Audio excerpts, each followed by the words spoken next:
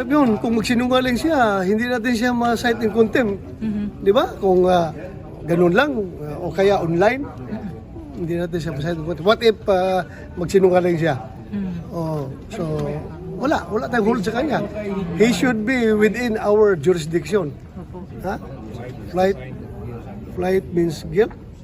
Ganun ba yun? Kayo ba, sir? Oo, kasi kung inosente ka, you have to fight for your innocence before anybody, any particular investigating agency. Harapin mo. Hindi mo maiwasan mag-isip ang tao na bakit ka umalis, bakit ka lumayas, may kasalanan ka ba? Yes. Next hearing, I will move for his invitation. Wala siya follow by Sampina. After Sampina, isyokos mo pa ba? Na paano siya makapag-syokos? Wala nga siya eh. Na-warrant na yan. Issue sa warrant. The committee will request the Senate leadership to issue a warrant of arrest against subject person.